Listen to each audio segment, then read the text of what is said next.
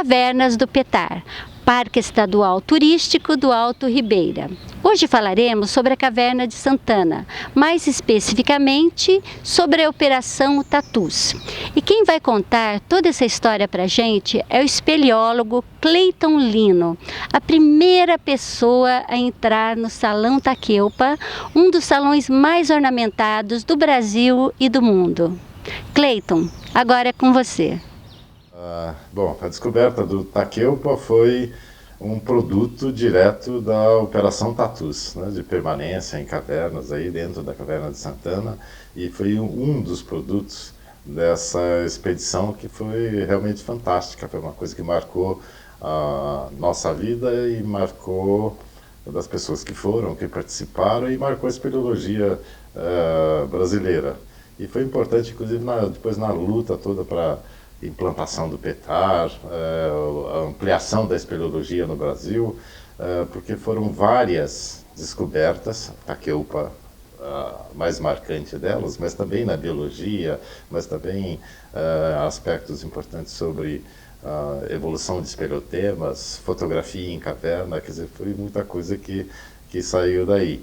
E diretamente também os estudos de ciclo, vigília, sono e de comportamento, né, de grupo isolado dentro de caverna. Então foi um conjunto, acho que importante aí de descobertas que estão consubstanciados na chamada Operação Tatus.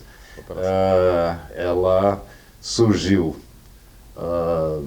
de uma preocupação que nós tivemos, quando até foi a primeira vez que fui para a caverna também, com um grupo ainda no começo da espeleologia do céu, né, em 1972, nós na gruta Alambari de Cima, levada pelo Vandir, né, o Vandir é nosso pai espeleológico, assim, e é alguma das figuras fantásticas que a gente tem lá dos moradores da Serra, tal assim, né? Os dois mais conhecidos são ele e o JJ, né? Que é o nosso Joaquim Justino, mas que depois deixaram, inclusive, herdeiros aí que também são muito importantes, né? O Júnior, o Jura, bom, uma família grande, e que tem Pousada da Diva, tem Parque Aventura, ou seja, tem toda uma história que vem dessas pessoas. E essas pessoas que mostraram para a gente as primeiras cavernas na região. E na Alambari de Cima, que foi a primeira caverna que eu entrei e que marcou profundamente a minha vida, né? E que lá dentro a gente discutindo, bom, e se a gente ficar preso aqui dentro, que a gente devia cuidados ter para isso não acontecer, por um lado, e se acontecesse, como é que seria comportamento, como é que seria a questão da alimentação, do frio, de comunicação, ou seja, tudo era novo para a gente resolveu fazer uma experiência, fazer uma simulação. Essa foi a ideia inicial aí da Operação Tatus. E nós fomos procurar grutas que pudessem abrigar um experimento como esse, né? Fomos em várias, na Areias, na Caverna do Diabo, na Água Suja, na Pérolas, e chegamos à conclusão de que a Santana era o lugar ideal para isso. E o nosso acampamento, então a gente definiu no que é o Salão São Paulo, né, que é uma casa. Cada vez que eu vou lá, eu chego, é como se eu estivesse voltando para casa muitos anos depois, porque aquilo ali, assim, 15 dias dentro de uma caverna, você realmente passa a ser uma segunda casa, né? E principalmente porque o nosso acampamento interno tinha sala, tinha banheiro, tinha cozinha, tinha despensa, tinha os quartos, ou seja, era uma casa de verdade, onde um conjunto aí de pessoas, de amigos, todos os estudantes de várias disciplinas, tinha gente da biologia, da medicina, eu fazia física na época, tinha pessoal de advocacia, de geologia, ou seja, era um grupo interdisciplinar. Isso foi muito importante para a operação. Então foi um ambiente que sempre tinha novidades, e a gente descobriu muita coisa. Descobriu outras galerias e a gente descobriu o Salão Takeupa, que é, digamos, a cereja do bolo. É um lugar realmente especial. É um prêmio ver a Salão Takeupa da Santana. Tem poucos lugares no Brasil e mesmo no mundo que reúne todo aquele conjunto de uma forma tão expressiva em termos de variedade de esperotemas, delicadeza e o conjunto, a beleza do conjunto é muito interessante. O Takeupa é um capítulo à parte, assim, porque nós fomos explorando a caverna fazendo um pente fina. E primeiro ali nas galerias mais próximas à entrada, e depois avançando para o fundo da caverna. E nessa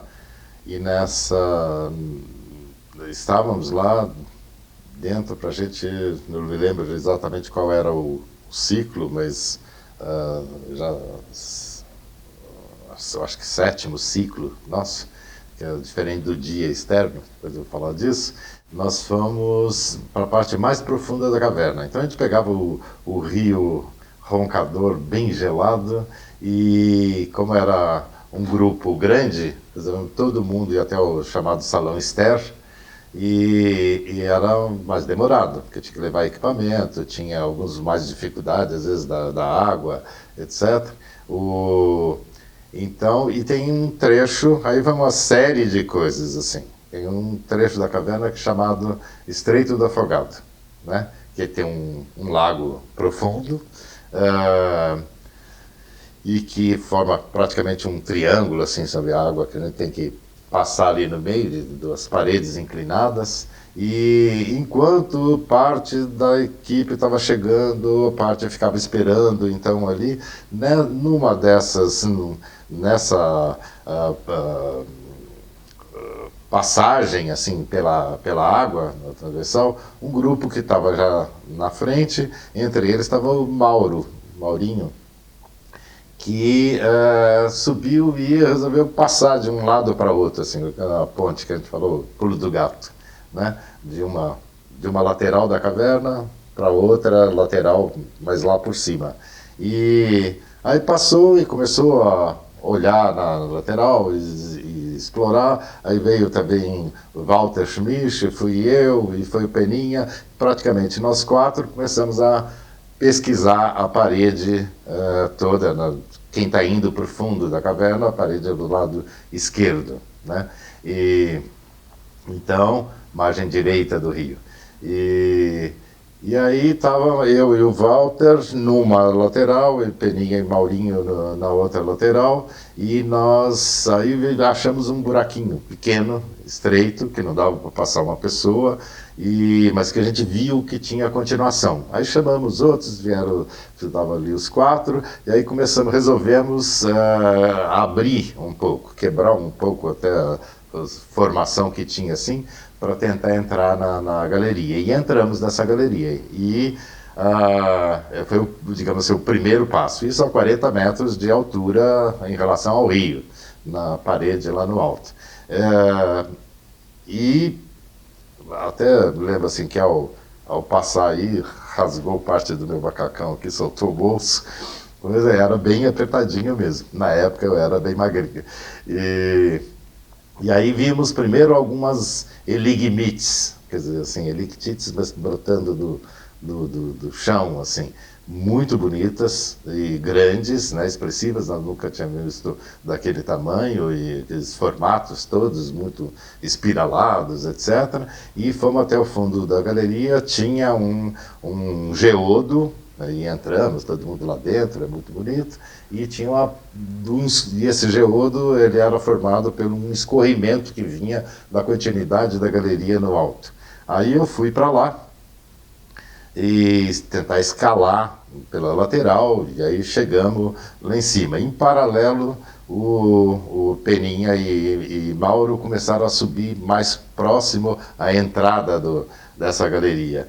E foram, só que aí nessa subida, um pouco mais tarde depois, o Maurinho escorregou e inclusive cortou a mão, foi um corte feio, e o que o impediu depois no dia seguinte estar com a gente lá na continuidade aí da exploração.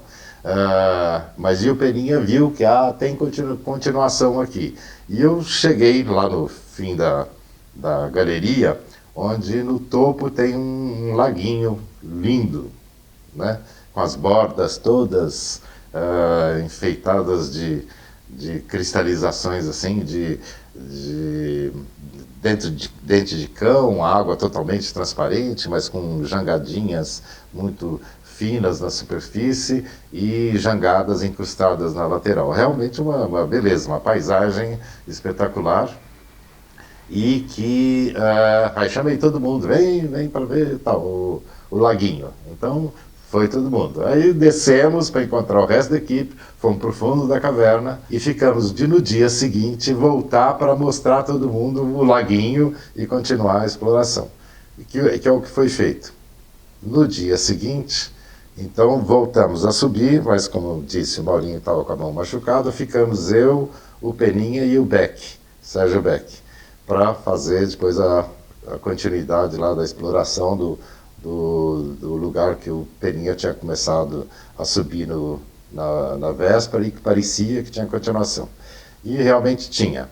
Aí, bom, eu subi, aí na sequência subiu o Peninha e o Beck veio logo na sequência.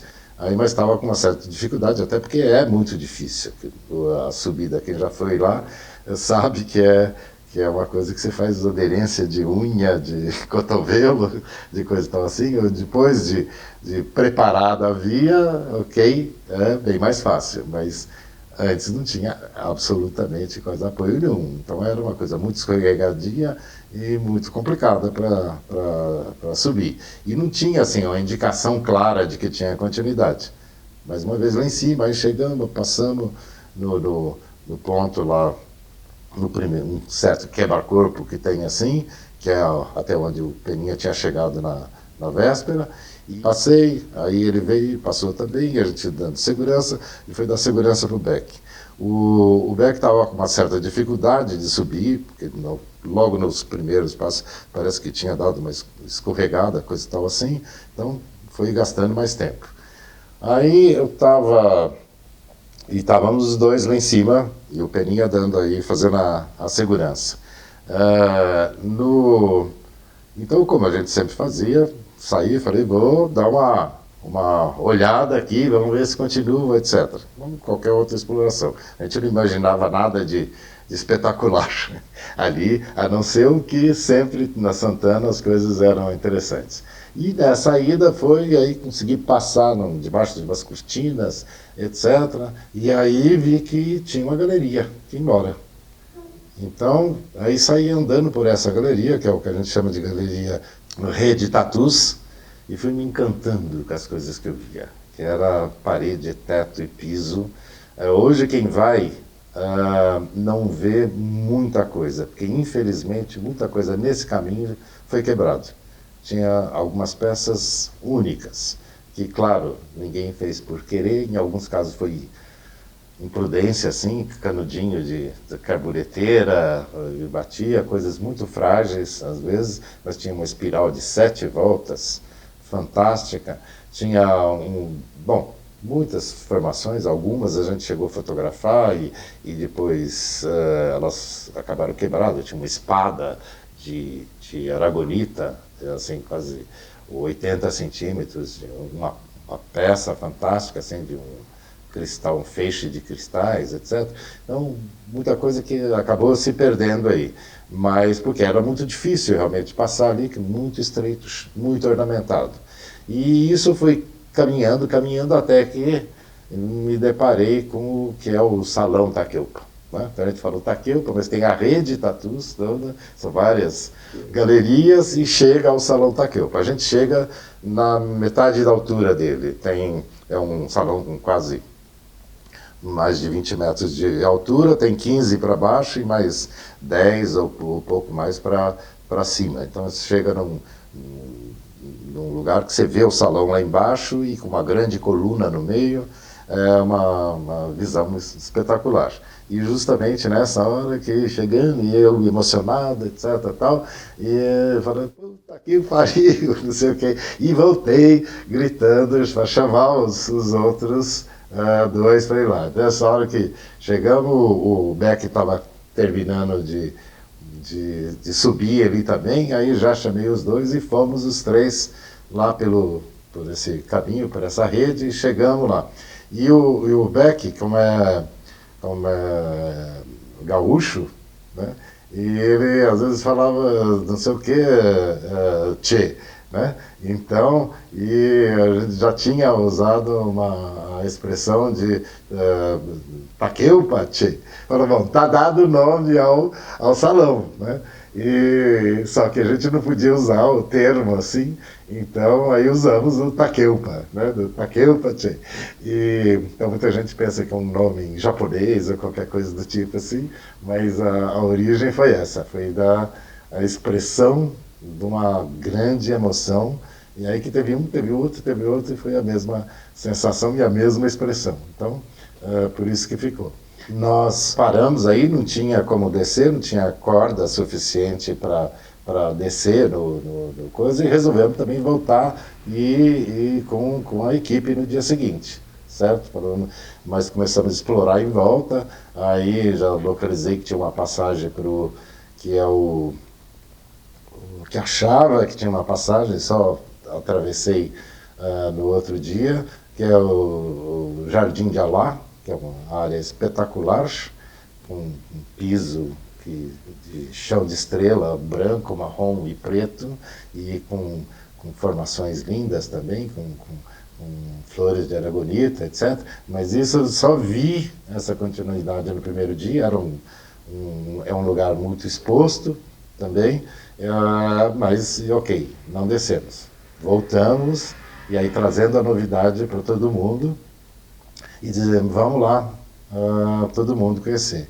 No dia seguinte, quer dizer, nesse dia que a gente foi levar, antes de continuar a subida lá para essa exploração, o pessoal todo entrou para ver o laguinho, todos gostaram. Eu acho que, me parece que só a Zélia, que não estava passando muito bem no dia, que acabou não indo lá no laguinho, mas todos foram, e foi a sensação, até aí era o laguinho a notícia. E no dia seguinte, a gente voltou, e aí era já também para falar, vamos fazer topografia, etc. Nós estávamos já no 8º para o 9º ciclo, a gente não sabia quanto tempo que demorava lá dentro, e voltou a equipe inteira. E então grande parte das descobertas lá foi de todo mundo junto. A gente desceu, eu fiquei dando segurança na descida para o Taqueupa, e justamente quando desceu o último ali, que eu fui atravessar e passei para que é o Jardim de Alá. E aí estavam todos lá também se divertindo, e eu passei direto na galeria, porque eu achei que eles já tinham talvez entrado ali e saído. E andei um pouquinho mais para frente. Nesse andar um pouquinho mais para frente, encostando aí pelas paredes, etc., desviando de canudinhos, etc., quando eu vi, eu estava dentro da galeria do Nirvana. Que, digo, é uma coisa que me emociona até hoje de lembrar. Que foi assim, não foi aquela coisa de você, de repente, se descobre que você está num lugar extremamente especial. E ali teve uma coisa que foi muito legal, que foi assim, o silêncio. Eu acho que nunca na minha vida eu tive uma conexão tão grande com o meu planeta como nesse momento. Porque era muita beleza, era uma coisa, a visão é fantástica, porque são coisas, parece sonho, uma coisa entre imaginário, assim, e tem um caminhozinho parece feito para a gente poder se deleitar, né? Então até a gente brincava, falava assim, então Deus, quando fez a Terra, etc., e depois fez alguns lugarzinhos muito especiais aí, mas que deixou bem fechado. E aí de vez em quando ele dá um buraquinho, dá uma dica lá para a gente poder ver, para poder, para que a sua obra possa ser vangloriada, né? Vista, curtida, etc. Então, é um lugar realmente especial. Então, o nome Nirvana diz isso, e talvez não tivesse um nome melhor para a gente dar. Mas aí, na hora, eu falei, pô, fantástico, aí vi que não tinha ninguém ali. Fui um pouco mais para frente, fui entrando, aí tinha a galeria, que depois chama Golpe Final, que é a continuidade disso, e que era outro show, com as flores, era bonita, a quantidade de placas secas, né, de jangadas secas, mas as flores de aragonitas espetaculares, 40 centímetros de diâmetro e tudo mais. Aí eu voltei e aí comecei a gritar para chamar o pessoal, porque não via ninguém, coisa tal assim. E aí eu lembro que um canudinho começou a vibrar, quer dizer, com o meu grito. Aí era para chamar os outros, começou a vibrar e eu vi que aquilo podia quebrar. Então, aí eu tive a noção também não só da beleza da coisa, mas da fragilidade daquilo tudo, né? Então, nessa hora caiu a ficha da responsabilidade de estar lá e o que a gente ia fazer, inclusive, para preservar aquele lugar. Bom, saí, chamei, eles estavam saindo do túnel lá da Galeria do Ronco, outros vindo lá da galeria embaixo, do Roncador, que é um outro córregozinho, e aí fomos todo mundo numa procissão silenciosa visitar o Nirvana, e foi realmente uma coisa fantástica.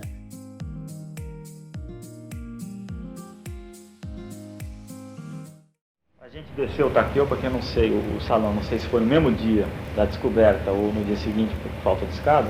O fato é que daí começamos a ir todo mundo junto, assim, para aquelas galerias bonitas do Nirvana, do Golpe Final, do Takeopa também, tudo isso. Então, a partir daí, nessas galerias do Takeopa em seguida, a gente foi mais ou menos junto, assim, descobrindo, nem todos.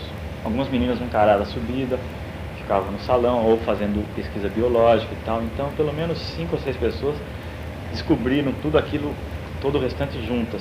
E foi muito emocionante, é muito melhor do que descobrir sozinho. Sozinho você grita, pula, mas você não está conseguindo trocar assim com ninguém, sabe? Eu já descobri muita galeria, assim, mas quilômetros de coisa sozinho, de ficar assim, boquiaberto, coração acelerado, mas não ter com quem trocar aquilo. E quando a gente descobriu as galerias do Takeo, e as outras, estavam em 5, em 6, a gente não parava de chorar, de rir, de se abraçar, sabe? Foi uma coisa assim, foi um momento muito forte na minha vida, assim, mas muito gratificante, para todos nós, eu acho. O Takeopa está na alma do PETAR, da espeleologia, da ciência no Brasil. Eu espero que aquela área seja tratada como sagrada e conservada para todos sempre.